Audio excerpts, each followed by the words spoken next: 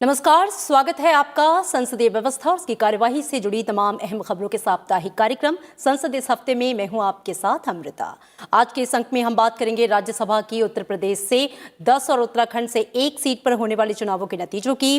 राज्यसभा की इन सीटों के लिए चुनाव आयोग ने विजयी उम्मीदवारों की घोषणा कर दी है। अंतर संसदीय संघ की गवर्निंग काउंसिल के 206वें बैठक की बात करेंगे। संसदीय संघ का नया अध्यक्ष पुर्तगाल के सांसद दुआर्ते पचेको को बनाया गया है। साथ ही बात होगी विभिन्न संसदीय समितियों के कामकाज की। समितियों के कार्य की प्रगति का लेंगे पूरा लेखा जोखा। आइए शुरू करते हैं संसद इस हफ्ते।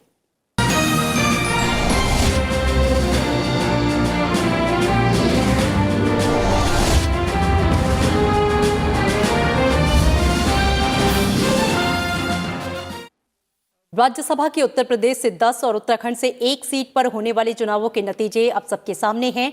राज्यसभा की इन सीटों के लिए चुनाव आयोग ने विजयी उम्मीदवारों की घोषणा कर दी है। राज्यसभा के लिए उत्तर प्रदेश की 10 सीटों के लिए सभी प्रत्याशी निर्विरोध चुने गए। इनमें 8 सीटों पर बीजेपी उम्मीदवार चुने गए। उच्च सदन में पहुंचे लोगों में बीजेपी की ओर से केंद्रीय मंत्री हरदीप सिंह पुरी, अरुण सिंह, पूर्व डीजीपी बृजलाल, नीरज शेखर, हरद्वार दुबे, गीता शाक्य, बीएल वर्मा और सीमा द्विवेदी शामिल हैं।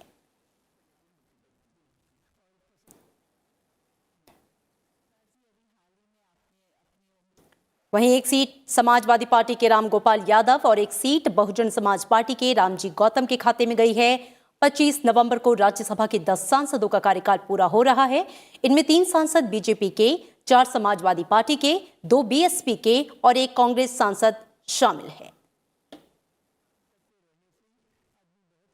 इधर उत्तराखंड से राज्यसभा की 1 सीट के लिए हुए चुनाव में एकमात्र बीजेपी उम्मीदवार नरेश बंसल निर्विरोध निर्वाचित घोषित किए गए।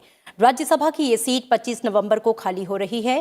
फिलहाल कांग्रेस के राज बब्बर इस सीट से उच्च सदन के सदस्य हैं। चुनाव प्रक्रिया के तहत राज्यसभा की इन सीटों पर चुनाव के लिए नाम वापसी का आखिरी दिन बीत चुका है। निर्धारित अवधि पूरी होते ही इन प्रत्याशियों को निर्विरोध निर्वाचित घोषित किया जाएगा। और बीजेपी सांसद अशोक गस्ती के निधन के बाद खाली हुई कर्नाटक की राज्यसभा सीट के लिए 1 दिसंबर को उपचुनाव होगा।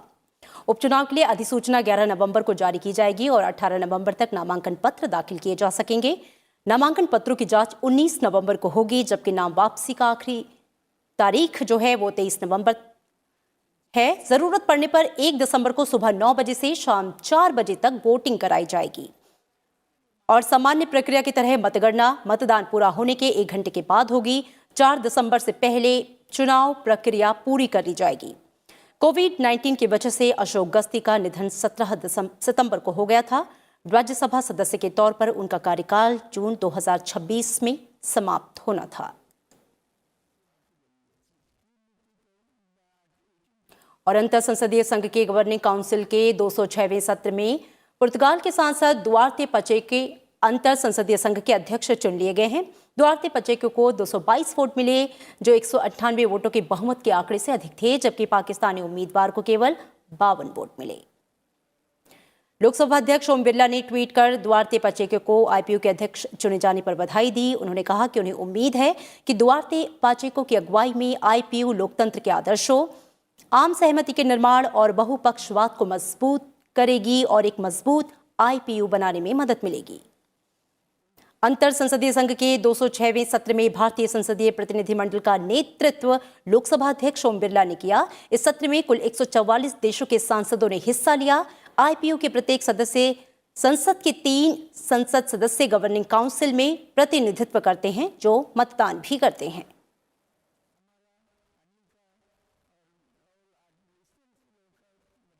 राज्यसभा की अगुवाई वाली विभाग संबंधित 8 स्थायी संसदीय समितियों ने 2019-20 के दौरान कोरोना महामारी होते हुए भी शानदार कामकाज किया है। इन समितियों का बैठकों का समय पिछले 3 सालों में सर्वश्रेष्ठ रहा है। 2019-20 में इन संसदीय समितियों की बैठकें औसतन 2 घंटे 10 मिनट तक चली। ऐसा पहली बार हुआ जब समिति की बैठक औसतन 2 घंटे से अधिक रही। इन 8 समितियों ने कुल 254 घंटे 27 मिनट की बैठक की, जो 3 साल में सबसे ज्यादा है। 2019-20 के दौरान इन 8 समितियों की कुल 117 बैठकें हुई। इनमें औसत उपस्थिति करीब 50% रही, जो पिछले 3 सालों में सबसे अधिक है। वहीं 2017 से 2020 की अवधि में इन 8 समितियों की कुल 300 बैठकें हुई, जो 571 घंटे 22 मिनट चली। कोरम के बिना आयोजित बैठकों की संख्या में इस साल 10% की गिरावट आई है, जो 3 साल में सबसे कम है। 2019-20 के दौरान गृह मामलों से संबंधित स्थायी समिति ने सबसे ज्यादा अवधि 47 घंटे 27 मिनट तक बैठक की।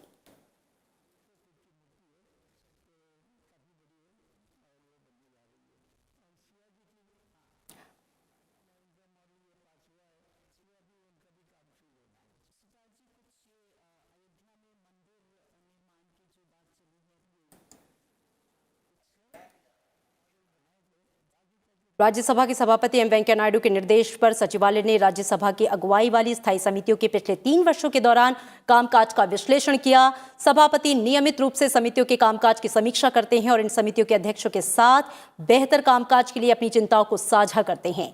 सभापति एम वेंकैया नायडू समय समय पर राजनीतिक दलों से अपील भी कर चुके हैं कि वे उनकी पार्टी के सांसदों की नियमित रूप से संसदीय स्थायी समिति की बैठकों में भागीदारी सुनिश्चित करें।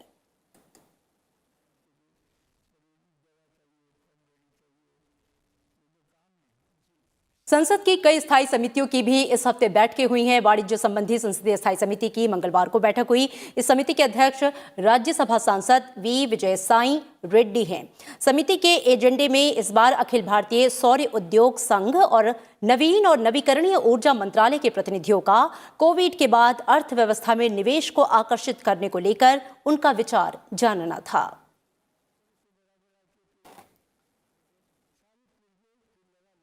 श्रम मंत्रालय से जुड़ी संसद की स्थायी समिति की भी मंगलवार को बैठक हुई। इसमें श्रम और रोजगार मंत्रालय की 2020-21 की अनुदान मांगों पर 5वीं रिपोर्ट पर एक्शन टेकन रिपोर्ट्स की मसौदे, कपड़ा मंत्रालय की 2020-21 की अनुदान मांगों पर 6ठी रिपोर्ट, कौशल विकास और उद्यमिता मंत्रालय की 2020-21 अनुदान की मांगों पर रिपोर्ट को मंजूर करना शामिल था। समिति को कपड़ा विकास मंत्रालय के प्रतिनिधियों ने मैनमेड फाइबर के विकास के बारे में भी बताया। वहीं प्राक्कलन समिति की बैठक में सरकारी व्यय के बेहतर वित्तीय प्रबंधन के लिए हालिया बजटीय सुधारों पर वित्त मंत्रालय के प्रतिनिधियों के विचार सुने गए।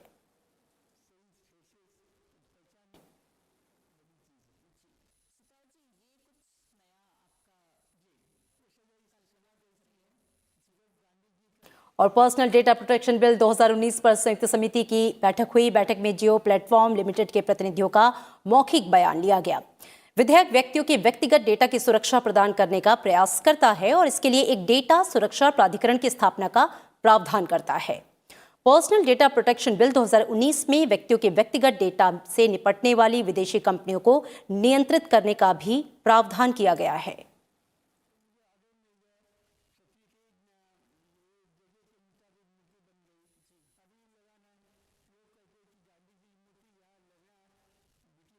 और संसद की लोक लेखा समिति की बैठक के दौरान सतत विकास लक्ष्यों को लागू करने के लिए नीति आयोग, सांख्यिकी और कार्यक्रम कार्यान्वयन मंत्रालय की तैयारियों पर भी विस्तार से चर्चा हुई। तैयारी का मसौदा सीएजी की रिपोर्ट के आधार पर नीति आयोग, सांख्यिकी और कार्यक्रम कार्यान्वयन मंत्रालय ने तैयार किया है। सतत विकास के लक्ष्य को हासिल करने के लिए सिर्फ 1 दशक ही बचा है।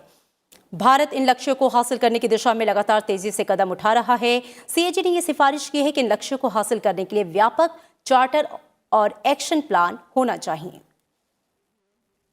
2020-21 के लिए गठित वित्त संबंधी स्थायी समिति की भी बैठक हुई है। समिति के पुनर्गठन के बाद ये इसकी पहली बैठक है। समिति ने साल 2020-21 के दौरान पड़ताल के लिए विषयों के चयन के संबंध में ज्ञापन पर विचार किया। बैठक में फैक्टरिंग विनियमन संशोधन विधेयक 2020 पर वित्त मंत्रालय के प्रतिनिधियों की ओर से मौखिक साक्ष्य पर भी विस्तार से चर्चा की गई। साथ ही गृह कार्य संबंधी संसदीय स्थायी समिति की बैठक में आईटीबीपी के कामकाज, प्रशिक्षण और बुनियादी सुविधाओं की समीक्षा की गई। आईटीबीपी के महानिदेशक ने समिति के समक्ष इनसे जुड़े हर पहलू को रखा। राज्यसभा की अधीनस्थ विधान समिति ने कृषि संबंधी विषय पर विचार विमर्श किया। बैठक में कृषि और किसान कल्याण विभाग के सचिव और अधिकारी शामिल हुए। बैठक में कीटनाशक नियम 1971 और उसके बाद के संशोधन के संबंधित तमाम पहलुओं पर विस्तार से विचार विमर्श किया गया। और इसके साथ ही साथ विभाग से संबंधित संसदीय समितियों की भी इस हफ्ते बैठक हुई है। शहरी विकास संबंधी संसदीय स्थायी समिति की अहम बैठक हुई। इस दौरान समिति ने दिल्ली एनसीआर में वायु प्रदूषण की रोकथाम के लिए उठाए गए कदमों की जानकारी दी। बैठक में आवास और शहरी मामलों के मंत्रालय, वन और जलवायु परिवर्तन, स्वास्थ्य और परिवार कल्याण विभाग और केंद्रीय प्रदूषण नियंत्रण बोर्ड के अधिकारी शामिल हुए। इनके अलावा दिल्ली, उत्तर प्रदेश, हरियाणा और पंजाब सरकार की तरफ से प्रतिनिधि भी इस बैठक में मौजूद रहे। इस दौरान वायु प्रदूषण का स्थायी समाधान खोजने पर विशेष जोर दिया गया। समिति शहरी इलाकों में वायु प्रदूषण से निपटने के मसले पर पड़ताल कर रही है। पर्सनल डेटा प्रोटेक्शन बिल 2019 की जांच और सिफारिशें देने के लिए गठित संयुक्त संसदीय समिति की भी बैठक हुई। समिति विधेयक पर सभी संबंधित पक्षों की राय जान रही है। इसके साथ ही पेट्रोलियम और प्राकृतिक गैस से जुड़ी संसदीय समिति की भी बैठक हुई। गैर पारंपरिक ईंधन के उत्पादन में प्रगति की समीक्षा की गई। बैठक में कृषि और किसान कल्याण मंत्रालय, उपभोक्ता मामले, खाद्य और सार्वजनिक वितरण मंत्रालय, नवीन और नवीकरणीय ऊर्जा मंत्रालय के प्रतिनिधि शामिल हुए। बैठक में मुख्य जोर जैव ईंधन को लेकर रहा। और जल संसाधन संबंधित संसद की स्थायी समिति की भी बैठक हुई। इस साल समिति के पुनर्गठन के बाद ये इसकी पहली बैठक थी। समिति ने साल 2020-21 के दौरान पड़ताल के लिए विषयों के चयन के संबंध में ज्ञापन पर विचार किया है। इस दौरान जल शक्ति मंत्रालय की अनुदान मांगों पर रिपोर्ट में शामिल सिफारिशों को लेकर सरकार की तरफ से उठाए गए कदम पर भी विस्तार से चर्चा की गई। इसके साथ ही कार्रवाई से जुड़ी 4 मसौदा रिपोर्ट को भी समिति ने स्वीकृति प्रदान की।